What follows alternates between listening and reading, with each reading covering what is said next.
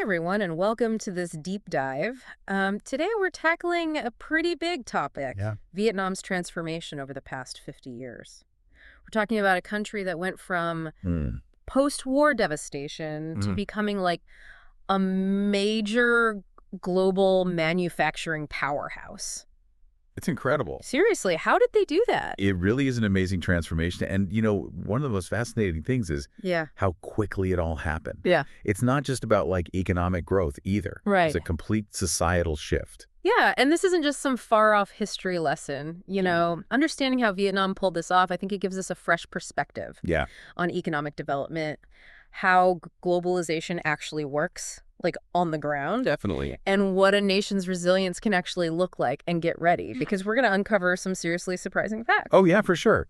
So let's, start by setting the scene, Yeah. okay? It's 1975. The Vietnam War has just ended, and the country is in ruins. Cities are devastated. The economy is shattered, and the human toll is almost unimaginable. Okay, so we're talking ground zero starting from scratch. Yeah. But this is where I think we see that incredible spirit of the Vietnamese people, right? Absolutely. It wasn't just about rebuilding what was lost. It was about redefining their future. Was that collective determination something unique to Vietnam, or is that a pattern we see in other post-conflict societies? That's a great question. Yeah. And it's something historians and social scientists debate all the time. Yeah.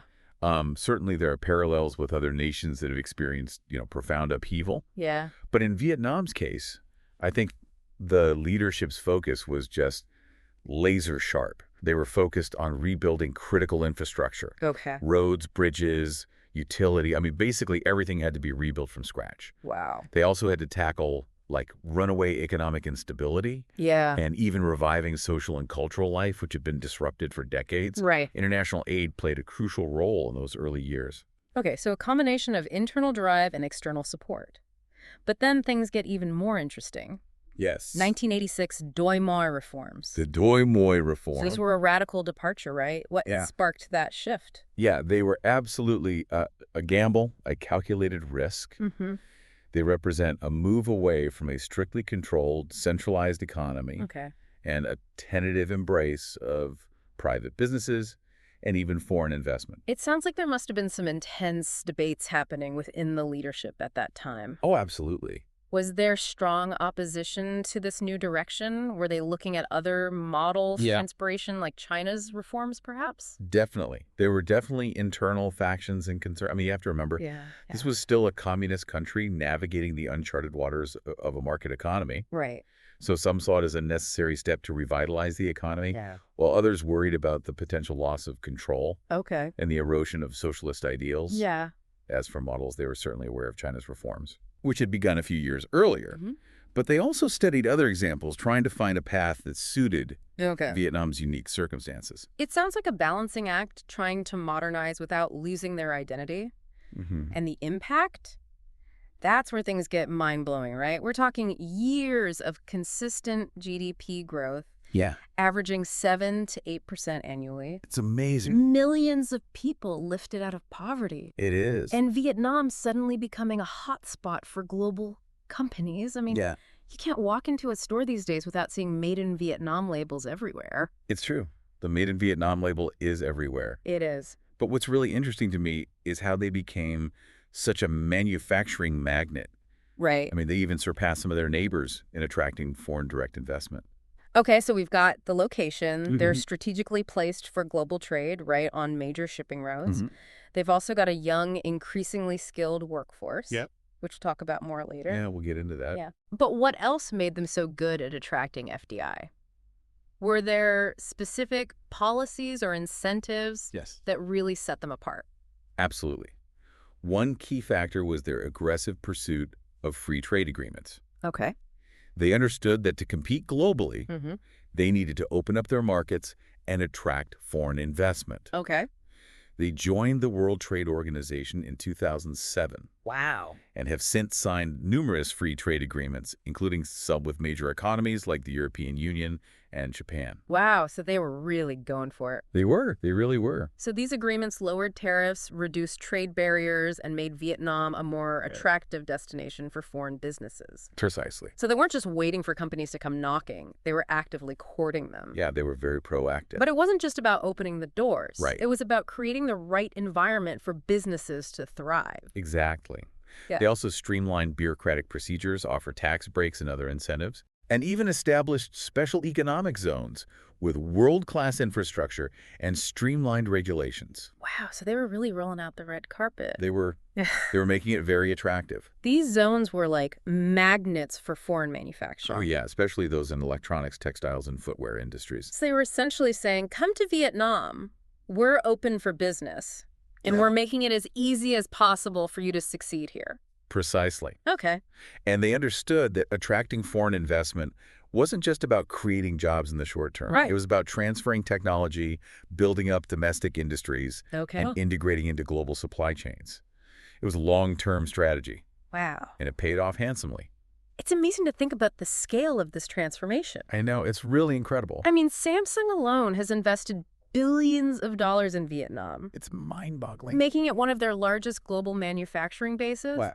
What was it about Vietnam that attracted these tech giants? Were they specifically targeting certain industries? Yes, they were very strategic in their approach. Yeah. They identified key sectors where they had a competitive advantage, Okay. like electronics, textiles, footwear, Mm-hmm. and then they aggressively courted companies in those sectors, Okay. offering attractive incentives and showcasing the skills and productivity of their workforce. Wow. Samsung, for example, was initially drawn to Vietnam's low labor costs, Right. but they quickly discovered that Vietnamese workers were also highly skilled and adaptable. It's like they cracked the code: strategic location, Yeah, a young and eager workforce, business-friendly policies, and a laser focus on key industries. they really did. But it wasn't just about assembling products for foreign brands. Yeah. They were also building up their own domestic industries, right? Absolutely. Yeah. They understood that to move up the value chain, Yeah. they needed to develop their own brands and products. Okay. So they encouraged domestic companies to invest in research and development, to innovate, and to compete globally. So they were really thinking long-term. They were. They Yeah. really were. They also promoted vocational training and higher education Yeah. to ensure that their workforce had the skills to meet the demands of a more sophisticated economy. It's like they were building a ladder, Yeah. step by step, from low-cost manufacturing to higher-value industries. A very strategic approach. And they were doing it with a long-term vision, not just chasing quick profits. Exactly. They were playing the long game, and they were playing it smart. That's amazing. Yeah. But this rapid economic growth also brought its own set of challenges, right? Of course, rapid growth always creates tensions and exposes vulnerabilities. That's what I wanted to ask about next. Okay. It's great to see a country developing so quickly, Yeah. but it can't all be smooth sailing, right? No, definitely not. One of the biggest challenges they faced was infrastructure. Okay. I mean, they were building roads, bridges, ports, and airports at breakneck speed. Wow. But it was still difficult to keep up with the demands of a rapidly growing economy. It's like trying to pour a foundation while you're already building the house on top of it. Exactly. It's a constant race against time. Yeah, and it wasn't just about physical infrastructure, was it? No, it wasn't. It was also about human infrastructure. Okay, what does that mean? They needed to train and educate millions of workers Okay. to meet the needs of a more sophisticated economy. So we're talking about making sure people have the right skills Yeah. for the jobs that are being created. But it's not just about technical skills, is it? No, it's also about soft skills. Like what? Things like communication, problem solving, teamwork, critical thinking. Okay.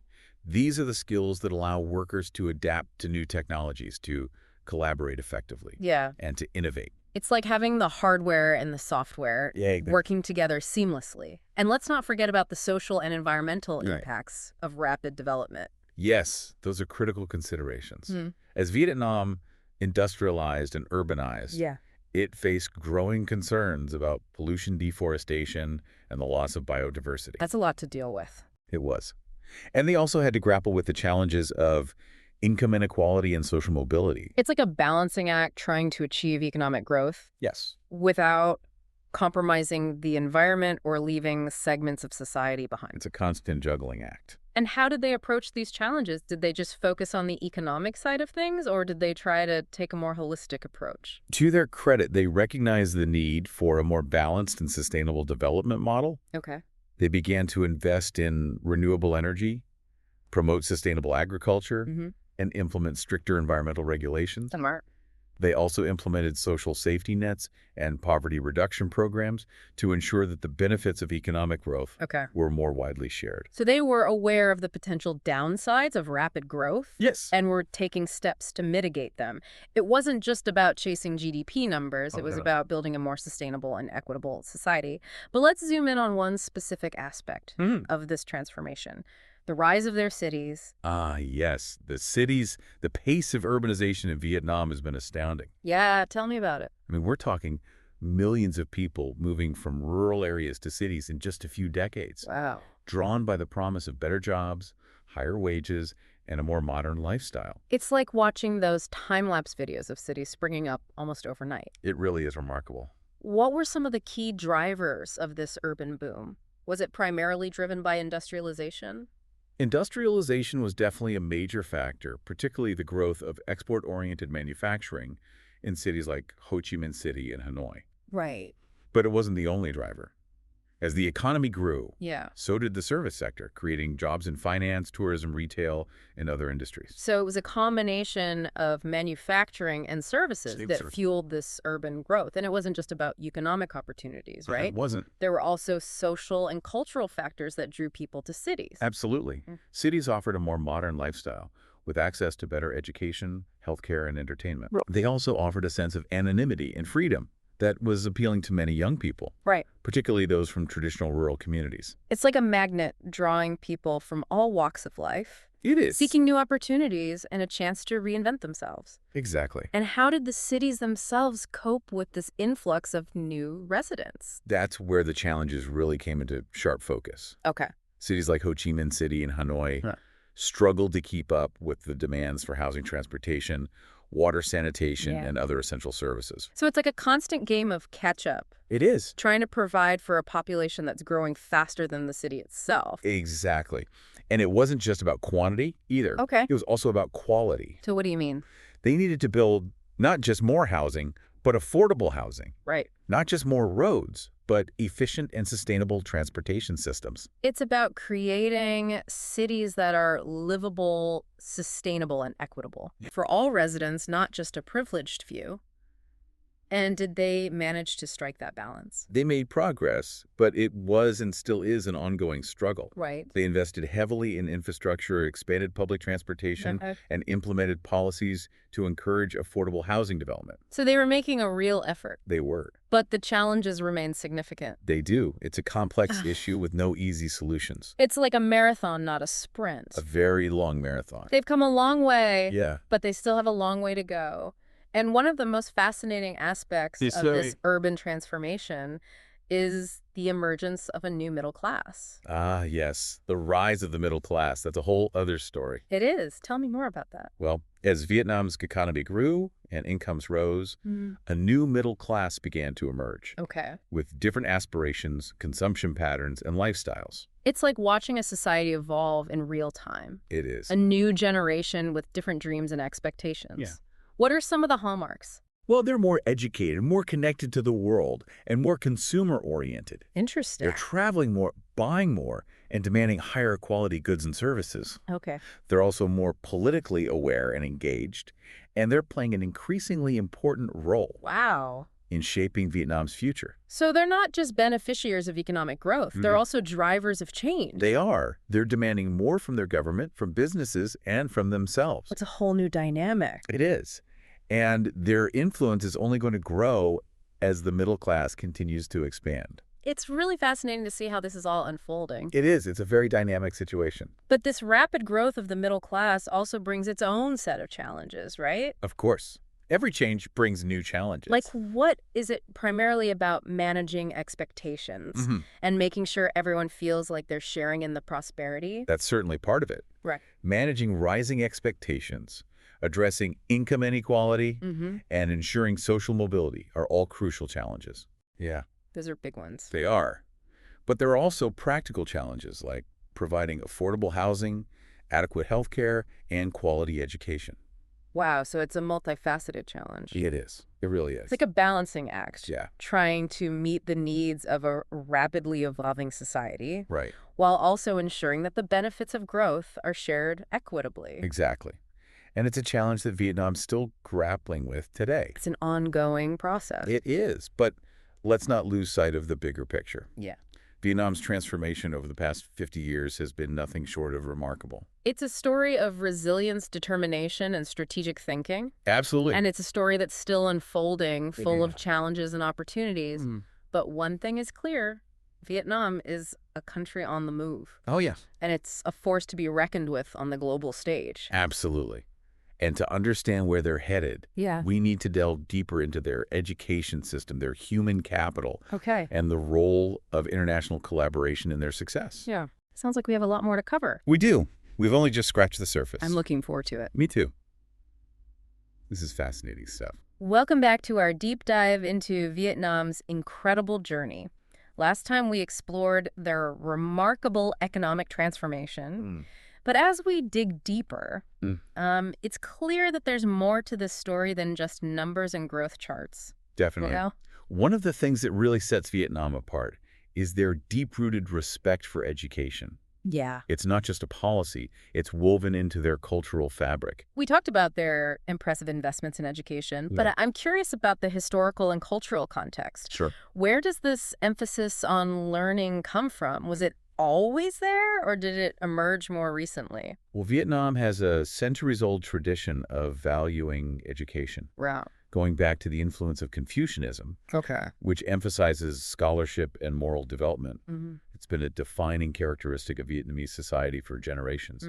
So it's like a cultural inheritance, a belief in the power of education to uplift individuals in society. Exactly. Did this perspective endure even through the turmoil of war and political upheaval? Absolutely. Throughout their history, Wow. education was seen as the path to social mobility, a way to improve one's life, contribute to the community, and honor one's family. That belief system persisted even during the most difficult times. When the country embarked on its economic transformation in the late 1980s, they recognized that a skilled and educated workforce would be the key to success. It's like they understood that you can't build a modern economy on outdated skills. Exactly. They knew they had to invest in their people. But it's not just about building schools and hiring teachers, right? Right. And what were some of the specific strategies they implemented to make their education system so effective? Well, they adopted a multi-pronged approach, Okay. focusing on accessibility, quality, and relevance. Okay, those are important. Yeah. First, they made primary and secondary education universal and free, ensuring that every child, regardless of their background, had access to basic education. That's a huge step in laying the foundation for a skilled workforce. Absolutely. But making education accessible is just the first step, right? It is. What did they do to improve the quality of teaching and learning? They implemented significant curriculum reforms, moving away from rote memorization and focusing on critical thinking, creativity, and problem-solving skills. The kind of skills that are essential for a 21st century workforce. So it was about equipping students with the tools to think for themselves? Exactly. To analyze information and to come up with innovative solutions. It's about preparing them not just for specific jobs, but for a lifetime of learning and adaptation. That's exactly right. Wow. They recognized that the world was changing rapidly and that their education system needed to evolve to keep pace. Yeah, makes sense. But quality isn't enough if the skills being taught aren't relevant to the needs of the economy. How did they ensure that alignment between education and the job market? That's a really important point. Yeah, it's one thing to have a great education system, but if it's not producing graduates with the skills that employers need, it's not going to be very effective. What did they do to bridge that gap? Well, they recognized early on that they couldn't do it alone. They actively sought out international collaborations, partnering with universities and research institutions from around the world. We talked about this earlier, but I'm curious about specific examples. What kind of partnerships did they forge, and how did those collaborations benefit their education system? Well, they sent students and scholars abroad to study in top universities, Okay. bringing back new knowledge and expertise. Hmm. They invited foreign professors and experts to teach and conduct research in Vietnam, Okay. exposing their students and faculty to global perspectives and best practices. So it was a two-way street, a sharing of knowledge and resources that benefited both sides. And it wasn't just about universities. They were also strategic in developing their vocational training programs. Yeah. We touched on this earlier, Right. but could you elaborate on how they made those programs so effective? Sure. They understood that not everyone is destined for a university degree, Right. and there's a huge demand for skilled tradespeople in a rapidly growing economy. Okay. So they invested heavily in vocational schools and colleges, Hmm. offering training programs in a wide range of technical fields. And then they were smart about how they structured these programs, right? Oh, yeah. I remember you mentioned that they actively involved industry in the design and delivery of these programs. Absolutely. They realized that to make these programs truly effective, Yeah. they needed to be closely aligned with the needs of employers. So how did they do that? Well, they partnered with companies to develop curricula, provide internships, Wow. and even offer job placement services. That's amazing. Yeah. This ensured that graduates had the practical skills and experience that employers were looking for. It sounds like they created a win-win situation. Students get practical, job-ready skills, Exactly. and companies get qualified workers. It's a model that many other countries could learn from. Absolutely. It's a very successful model. But even with all these efforts, there are still challenges, right? Of course, no education system is perfect. Right. One of the biggest challenges they face is ensuring equitable access to quality education, Okay.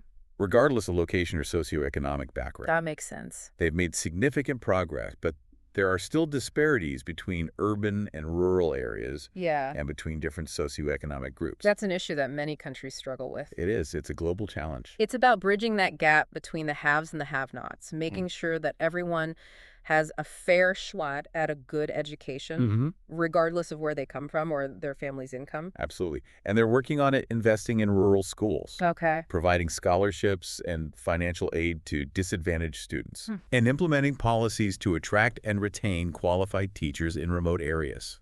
That's great. Yeah. But it's an ongoing effort, and there's always more that can be done. It sounds like they're committed to making education a right, not a privilege, Yeah. which is crucial for building a truly equitable society. It is a fundamental right. But beyond the issue of access, are there any other challenges they're facing in their education system? Sure. We've talked about the importance of keeping up with the rapid pace of technological change. Right. How are they addressing that? That's another major focus. They're constantly updating their curricula Okay. to incorporate new technologies and teaching methods. They're investing in teacher training to ensure that educators have the skills and knowledge Yeah. to effectively integrate technology into the classroom. That's important. They're also promoting STEM education at all levels, Okay. recognizing that science, technology, engineering, and mathematics are crucial Right. for driving innovation and economic growth in the 21st century. So it's not just about teaching kids how to code. No, it's not. It's about fostering a mindset of innovation, critical thinking, and problem solving. Exactly. It's about preparing them for jobs that may not even exist yet. That's the challenge and the opportunity. It's an ambitious undertaking, It is. but it sounds like they're on the right track. But education isn't just about preparing people for jobs. Right. It's also about personal growth, civic engagement, and cultural enrichment. Absolutely. Are they incorporating those aspects into their education system as well? Absolutely. Yeah. They recognize that education is about more than just acquiring knowledge and skills. Right. It's about developing well-rounded individuals who can contribute to society in meaningful ways. Okay. They're incorporating elements of civic education ethics and cultural awareness into their curricula. So it's about fostering a sense of citizenship responsibility and respect for diversity. Exactly. It's about educating not just workers, but also informed and engaged citizens. That's the goal. And their commitment to education extends beyond the classroom with a strong emphasis on lifelong learning. Yes, lifelong learning is crucial. That's an important point. Yeah. In today's rapidly evolving world, learning can't stop when you graduate from school or university. They can't. How are they promoting a culture of lifelong learning? Well, they're investing in adult education programs, Okay. offering opportunities for workers to upskill and reskill and creating a more supportive environment for professional development. So they're really trying to create a system that supports people throughout their careers, They are? helping them adapt to new technologies, acquire new skills, and stay ahead of the curve. Exactly. That's the goal. It's an impressive undertaking. It is. Boy. But their commitment to education is just one piece of the puzzle. Right. To truly understand their success, we also need to look at how they integrated themselves into the global economy.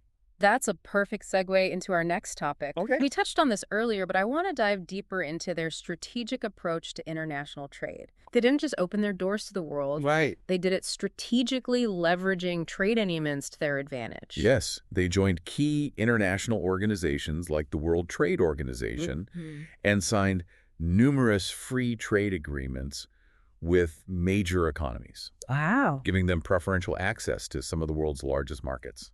It's like they created a network of economic highways connecting Vietnam to the rest of the world. Yeah, it's a very strategic approach. But it wasn't just about joining clubs and signing papers. Right. They were very deliberate in their approach.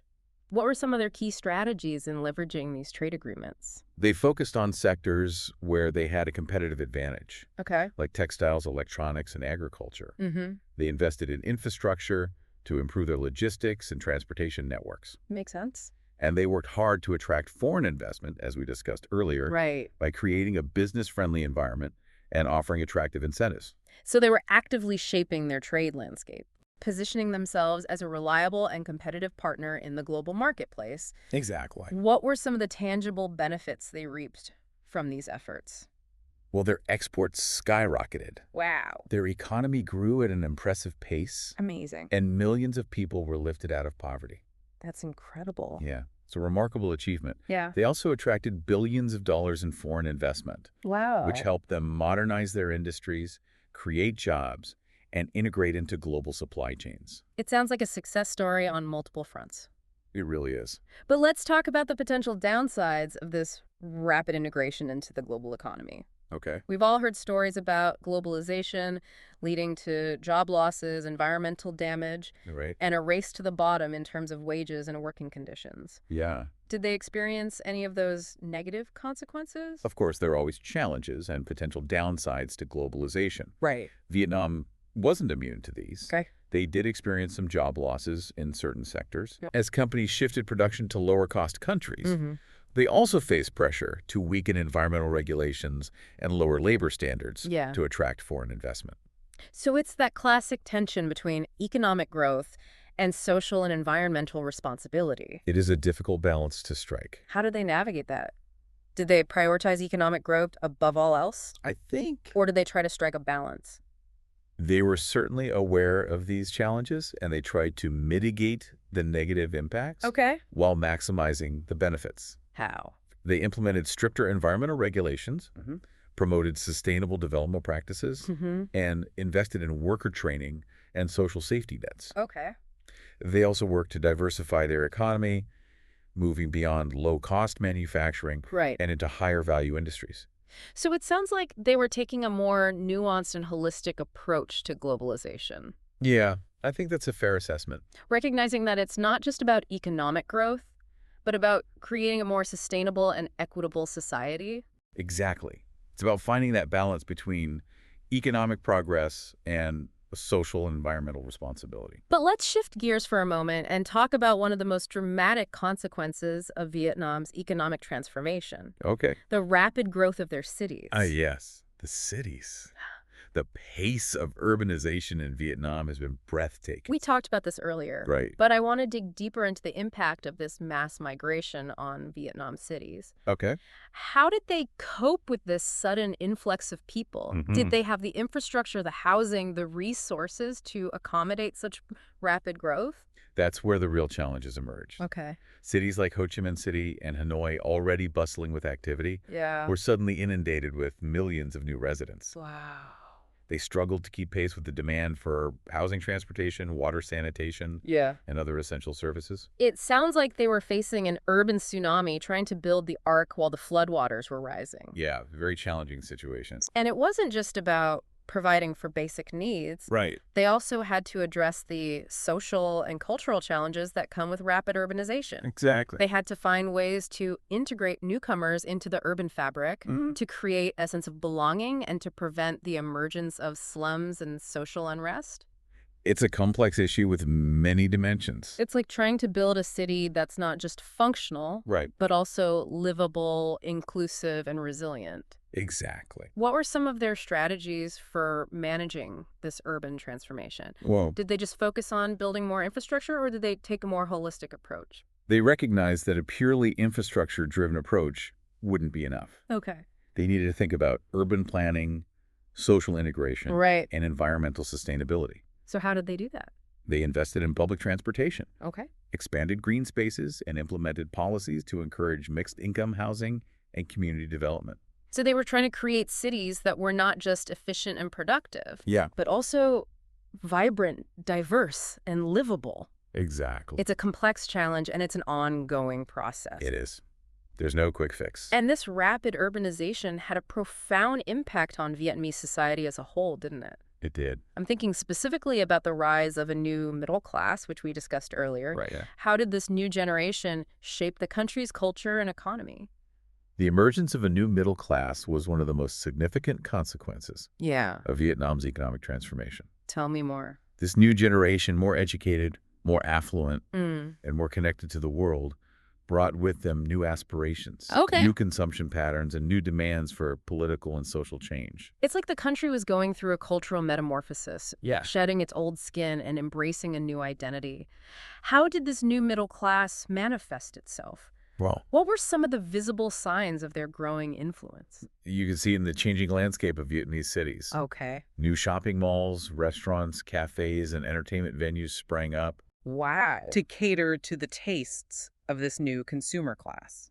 It sounds like a society that was rapidly modernizing, It was. embracing the trappings of global consumer culture while still retaining its unique cultural identity. Yeah. It was a fascinating blend of the old and the new. But this rapid change wasn't without its challenges, right? Of course not. Change always brings challenges. How did the government and society as a whole grapple with the growing pains of this transformation? The challenges were significant, and they continue to this day. Okay. Managing rising expectations, addressing income inequality, ensuring social mobility, and providing affordable housing and essential services for a growing middle class. Yeah, those are all big issues. They are. But there's also a sense of optimism, a belief that these challenges can be overcome. That's encouraging. It is. It's a very dynamic and hopeful society. It's like navigating a winding road, Yeah, full of twists and turns, but with a clear destination in mind. exactly. And to understand where they're headed, We need to delve deeper into their long-term vision, their aspirations for the future, and the strategies they're implementing to achieve their goals. And that's where we'll pick up in part 3 of our deep dive. Sounds good. Stay tuned. Welcome back to our final chapter on Vietnam's incredible transformation. It's been quite a journey, hasn't it? It really has. From post-war recovery to economic powerhouse, Yeah. and now they're grappling with the growing pains of success. It really highlights how dynamic this nation is. It does. But what's even more captivating, I think, is looking ahead. Yeah. What's next for Vietnam? Mhm. They've achieved so much, but where do they go from here? Well, they set a pretty ambitious goal for themselves, haven't they? Yeah, they have. To become a high-income country by 2045, Yeah. that's less than 20 years away. Do you think they can pull it off? It's definitely a bold target, Yeah. but considering their track record, I wouldn't underestimate them. Yeah. They've laid out a clear roadmap to get there. A strategy built on 3 pillars: innovation, sustainability, and inclusivity. Yeah. And they see these as interconnected, not separate goals. Okay, let's break down these pillars. Innovation seems like a natural fit given how quickly they've adopted technology in their manufacturing sector. Yeah. What are some of the specific ways they're fostering a culture of innovation? Well, they're going beyond just manufacturing. They're pouring resources into research and development, Okay. focusing on areas like technology, biotechnology, and renewable energy. Think of it as a way to fuel future growth, not just relying on what's worked in the past. So it's about anticipating the future, not just reacting to the present. Exactly. And I imagine education plays a big role here as well. Absolutely. They're doubling down on STEM education Yeah. at all levels, Yeah. making sure their workforce has the skills to compete in a tech-driven global economy. But it's not just about technical expertise. Right. They're also emphasizing critical thinking, problem-solving creativity. Those uniquely human skills that become even more valuable as automation advances. It's like they're preparing their people not just for jobs that exist today, Yeah. but for the jobs of tomorrow, jobs we might not even be able to imagine yet. It's about preparing for a future that's constantly evolving. But innovation can't just happen in a bubble, right? Right. It needs a solid foundation. Hmm. Which brings us to their second pillar, sustainability. Yeah, this is where they're taking a long-term view, Okay. recognizing that economic growth can't come at the expense of the environment. Makes sense. They're investing in renewable energy, promoting energy efficiency, and moving towards more sustainable agricultural practices. Okay. They're also protecting their natural resources, from forests to rivers to biodiversity. It's like they're saying, we want to grow, but we want to grow responsibly. It's- It's not just about short-term gains. It's about creating a future where their economy and their environment can thrive together. Precisely. And they're acutely aware of the threat of climate change, Yeah. especially for a country with such a long coastline. Right. They're strengthening their disaster preparedness and response systems, knowing they need to be resilient in the face of a changing climate. It's a sobering reminder that sustainability isn't just a buzzword. No, it's not. It's about survival. It is. But it's also about social sustainability, right? Yes. Which leads us to their third pillar, inclusivity. This is where they're focusing on making sure everyone benefits from their economic success, not just a select few. Okay. They're tackling income inequality, improving access to healthcare and education, and providing support for vulnerable populations. It sounds like they're trying to avoid the pitfalls that many other rapidly developing countries have fallen into. Yeah. That widening gap between the rich and the poor, the social unrest that can come with uneven progress. They're very aware of those risks, and they're working to mitigate them. Okay. They're striving for a model of inclusive growth where prosperity is shared and everyone feels a sense of belonging. So to sum it up, their vision for the future is based on this tripod of innovation, sustainability, and inclusivity. It's ambitious, It is. but it seems like they're putting a lot of thought and effort into making it a reality. Absolutely. They're committed to this vision. And it's not just about domestic policies. They're also actively engaging with the world. Right. They're deepening their integration into the global economy, strengthening their trade relationships, and participating in international organizations. They want to be a responsible and active member of the global community. It's like they're saying, we're not just a player in the global economy. We want to be a leader shaping the rules of the game. Exactly. They want to have a voice at the table. And they're doing all of this while navigating a complex geopolitical landscape. Yeah, that's a constant challenge. They have to balance their relationships with major powers, assert their own independence, and stay ahead of the curve in terms of global trends and challenges. It's a delicate balancing act. It is, Yeah. but they've shown a knack for strategic thinking and diplomatic finesse. They have. They're very adept at navigating these complexities. So, as we wrap up this deep dive, Okay. what are some key takeaways for our listener? What can other countries learn from Vietnam's experience? Well, one key takeaway is that there's no single formula for success. Every country has its unique challenges and opportunities. Right. But Vietnam's story demonstrates that with clear vision, Yeah. strategic thinking, and a commitment to progress, even the most daunting obstacles can be overcome. It's a reminder that resilience, adaptability, and a willingness to learn from others are essential ingredients for success in a rapidly changing world. Absolutely, those are timeless qualities. And it reinforces that economic growth shouldn't come at the expense of social equity or environmental sustainability. Right. Vietnam's striving for a balance, a more holistic approach to development that takes into account the well-being of their people and their planet. They're trying to create a more sustainable and equitable future for all. It's an inspiring example, really. They've shown the world what's possible when a nation combines ambition with pragmatism, Yeah. hard work with smart strategies. It's a powerful combination. And their story is far from over. Not even close. We've only explored a chapter in their ongoing journey. Exactly. Who knows what remarkable achievements they'll accomplish in the next 50 years. That's the exciting part. The future is full of possibilities. It is. It's exciting to think about, isn't it? And that's the beauty of a deep dive like this. Yeah. We get to peek behind the curtain, understand the complexities, and appreciate the nuances of a nation's story. It's a journey of discovery. It is. We hope this deep dive has given you a new perspective on Vietnam, its people, and its incredible journey. I hope so. And perhaps it's even inspired you to think about the challenges and opportunities facing your own country, your own community. We all have a role to play in shaping the future. We do. Thanks for joining us on this deep dive. It was my pleasure. Until next time, keep exploring. Keep learning.